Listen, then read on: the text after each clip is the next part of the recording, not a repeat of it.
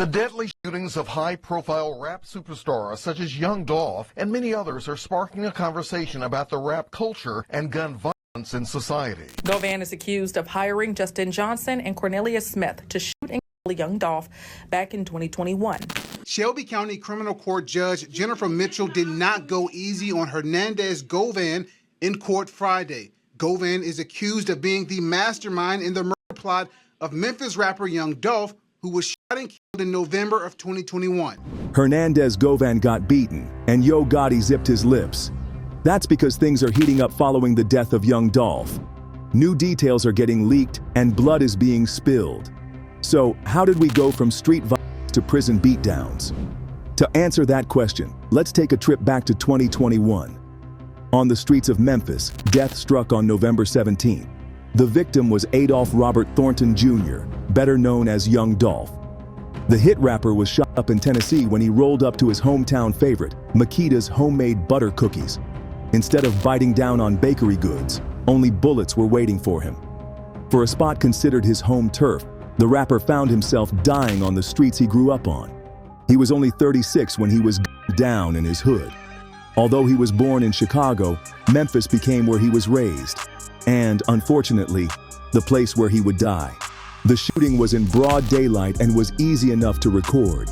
The security cam footage was released in September of 2024, revealing the final moments of Young Dolph's life. For being released around the time of the murder trial, the video just outside the bakery was spread far and wide. It went down like this. Young Dolph entered the store while on his phone. He talked with an employee, placed an order, and then took a bullet. And just like that, Dolph was gone. Despite Marcus's brother at the scene to fire back shots, it was too late for the prolific rapper. But despite the name, Young Dolph wasn't a rising talent. He left a massive impact on rap when he founded Paper Route Empire. His independent record label was so big that he held on to that freedom. Even when offered a staggering $22 million for a deal, he stayed the course with his label. Well, for the last 6 months, I've been having a $22 million contract debating on should I do the deal or not. You know what I'm saying? Young Dolph made his own deals, and they paid off. By 2016, he made bank with his debut album, King of Memphis. The record was strong enough to crack the Billboard 200 at 49. He soared even higher in 2020 with Rich Slave, an album so popular it jumped right up to number 4. But Young Dolph was more than just a rapper who struck gold. He knew how to assert his authority, but remain true to the streets. He was a real one who never forgot where he came from. That's why it's so tragic to see such a talent struck down at his height. As the footage revealed, Dolph was targeted by 2 individuals. They ran up to the shop and unloaded several rounds before fleeing. When the dust settled, Young Dolph had been hit with 22 bullets, ensuring a quick demise. The shootout also left a bitter wound in the community. Anger and sadness rippled throughout Memphis. Young Dolph had an impact on the people of the area. So when such a figure was murdered, Memphis showed its support. The cookie shop turned into a memorial for the departed rapper and entrepreneur. The wealth of candles and flowers assured that Young Dolph wasn't just another rapper shot up in the hood. Young Dolph was prolific. His murder devastated rapper Gangsta Boo, becoming incredibly emotional about the loss. It was a loss so great that Memphis Mayor Jim Strickland even acknowledged the man's death in a tweet. So, who was responsible for this vicious murder? Well, the shooters themselves were Justin Johnson and Cornelius Smith. While Justin's half-brother Jamarcus was also involved in the crime, the real brains of this operation was none other than Hernandez Govan. The trial would proceed in September of 2024, and that's when things got crazy. You should not be making any public statements, and you should be in the house. That means not going to anybody's funeral. Put your hand down. You're speaking through your attorney at this point. As the assassination was dug into, it turns out Young Dolph was a target for some big names. One of those names was the late Anthony Big Jook Mims, the older brother of Gotti. Big Jook was a power player in Gotti's music group, CMG, and had a beef with Young Dolph and his record label. Big Jook's price on Dolph's head was a staggering $100,000. That's a meaty bounty for bitter beef between the 2 record labels. But prosecutors allege the overall mastermind was Big Jook, a high-up at CMG. That's a rival record label of Young Dolph. Big Jook was killed earlier this year outside of a Memphis nightclub. Unsurprisingly, this feud had been going on for a long time. In fact, it had been brewing since the moment Young Dolph's debut album hit in 2016. His big break into rapping had apparently been seen as a threat to Yo Gotti and his label. But this went far beyond diss tracks. Violence would break out between CMG and Paper Route Empire, and it wasn't pretty. The chaos heated up in 2017 when Young Dolph's ride became target practice. While cruising through Charlotte, North Carolina, over 100 bullets were fired at Dolph's ride. In February of 2017, more than 100 shots were fired at his SUV in Charlotte, North Carolina. Young Dolph wasn't hurt because the SUV was bulletproof. The culprit was Yo Gotti's own Black Youngstar, as well as a few cohorts. While Black Youngstar was arrested, he wouldn't be in the slammer long. The charges were dropped, and it was made clear this war wasn't going to be ending anytime soon. It wouldn't take long for Dolph to take more fire. That same year, Young Dolph was shot in Hollywood multiple times. It didn't take a genius to speculate that Yo Gotti was behind this attack. Unfortunately, all leads turned up nothing. Some have thought that Big Jook was the one who ordered the hit on Young Dolph. Sadly, that's a mystery we'll never solve. With Big Jook being murdered in Memphis on January 13, 2024, the rapper took the truth to his grave. We know that Young Dolph was well aware of the beef with CMG. Though he didn't reveal much, it was clear that tensions were hot between these rival labels. Even when pressed about the topic on interview shows, Young Dolph was still tight-lipped about the war he was mixed up in. That said, he didn't have a problem talking about past tensions. Young Dolph had brought up that Yo Gotti had apparently tried to sign him.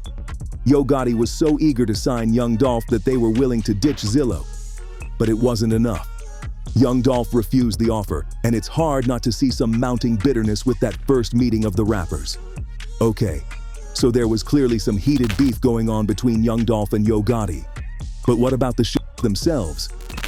Well, on that front, we've got some harder evidence Cornelius Smith was the first to crack and admit to the murder.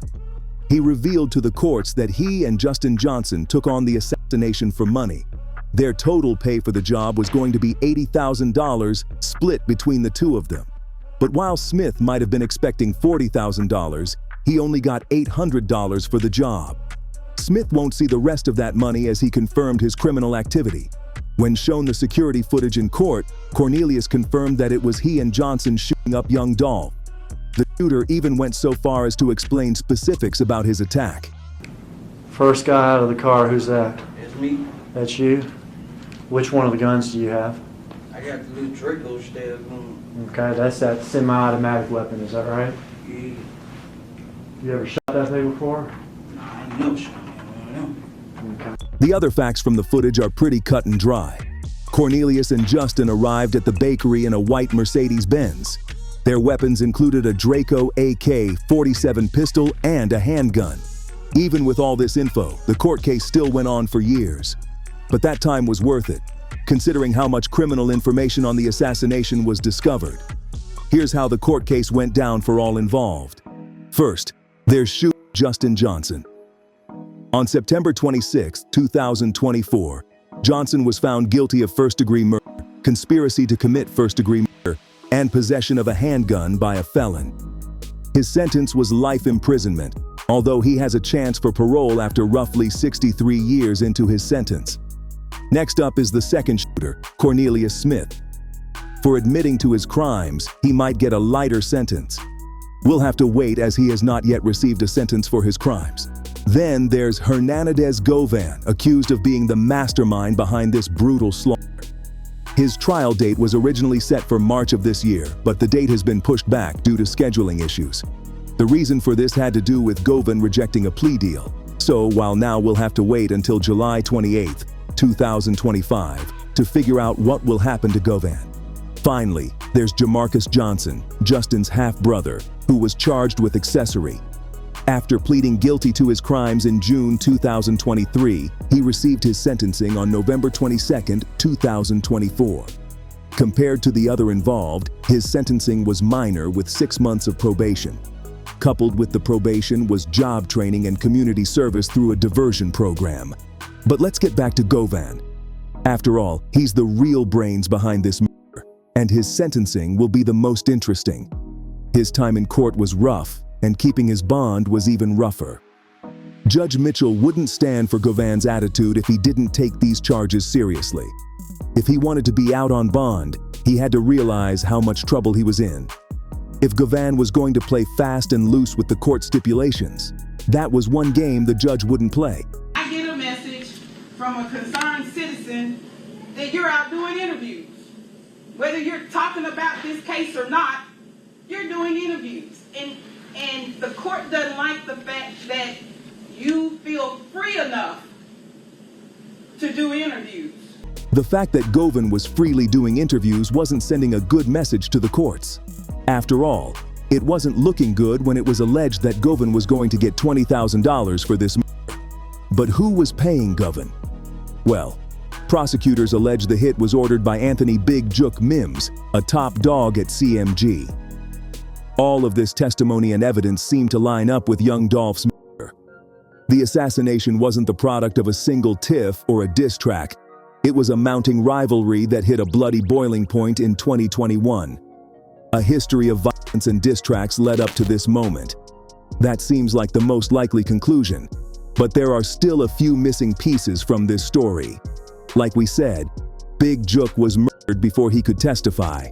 Without him telling his story, his involvement is still considered controversial. His death only complicates the matter further, adding fuel to a conspiratorial fire. But there's no denying some major planning went into making this hit go down. It wasn't a simple matter of CMG driving by and taking advantage of a PRE in the wild. Massive coordination and money were being slung to ensure Young Dolph died in the streets. The shooters confirmed that they had been following Dolph around town. They studied his every step around Memphis and chose the best spot to smoke him. Cornelius and Jamarcus specifically chose the bakery for the hit to go down. Just as complex as the assassination is the aftermath. You may have noticed how long it's taken for this case to start handing out sentences. We still don't know when Hernandez will be sentenced or what he'll be charged with until later this year. A lot could happen in that time. After all, Big Jook, a prime suspect, was murked before he could tell his story. Well, if he would tell his story. Speaking of which, the fate of Smith might be up in the air. His snitching on his partner would generally be frowned upon. His delayed sentence might also suggest a plea deal. But given how easily Big Jook was taken out of the game, there's a question of whether his tell-all will be his end-all. That's how heated this beef has gotten between the rival labels.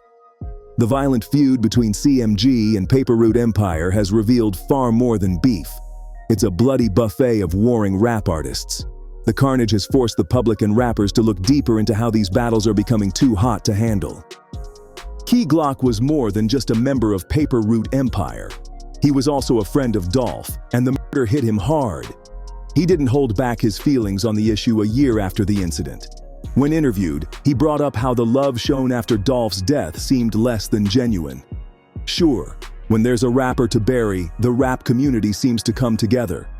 But where were they when Young Dolph was getting gunned down? There's a hypocrisy that Key Glock just can't shake.